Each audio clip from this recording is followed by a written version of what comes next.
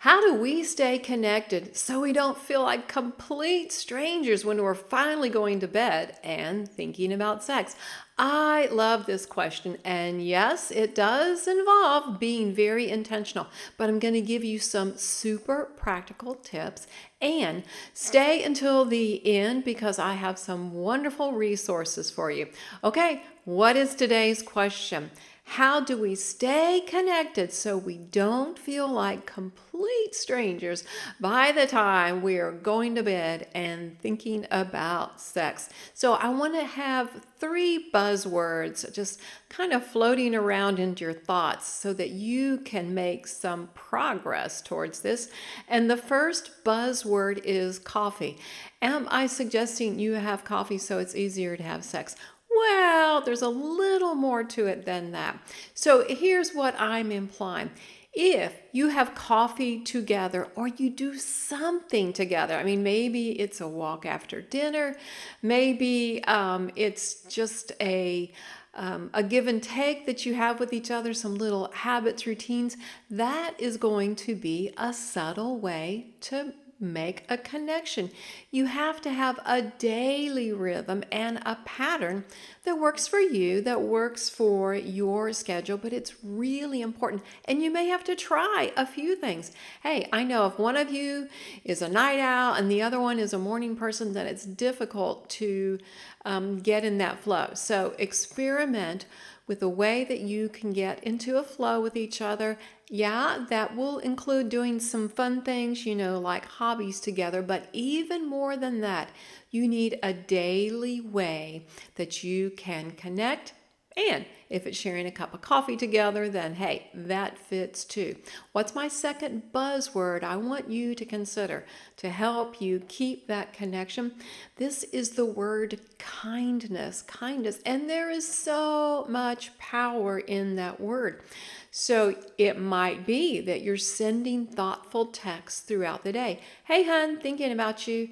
Hey, sweetie, how's your day going? Oh, I can't wait to tell you big news when I get home. Little things that let your spouse know, I'm thinking about you even while we're apart. Hey, that keeps that burner on simmer, and so it won't take as long for it to heat up. Certainly, in addition to those texts, you want to give your spouse attention during dinner. Now, I know if you've got kids and you've got sports and all kinds of things going on, this is a challenge. But think of a way that you can just press pause and get their attention and let them know, I love you. Wow. It begins to turn the tide, even if there's been crazy busyness. And just make an effort to speak love into their life. So these are things that you do have to do. They require effort, and it really helps when you know your spouse's love language, because they might communicate best through something that doesn't include words. So try all the things to find out how your spouse feels seen and known and heard and loved, and then do those things, even if it's outside of your normal way of communicating. This is just going to help you succeed. I've got a third buzzword for you. This is kisses. Now, I know if you're thinking about going to the bedroom and sex that night, then kisses will be on the agenda. But we need some affection long before you get to the bedroom.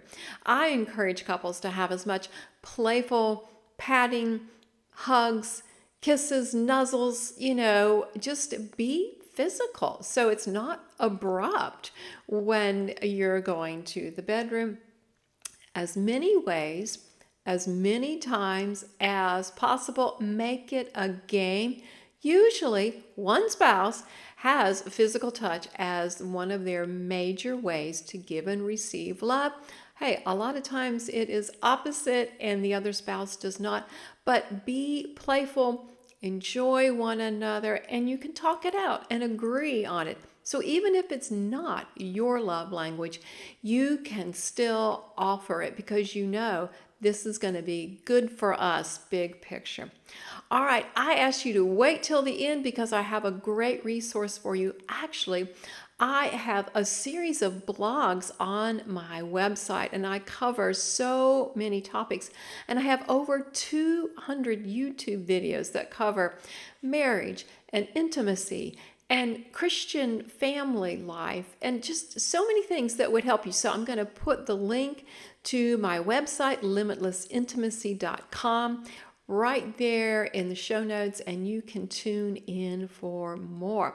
Thanks so much for joining me today. And remember, God's design for a thriving marriage is an intimate connection in spirit, soul, and body.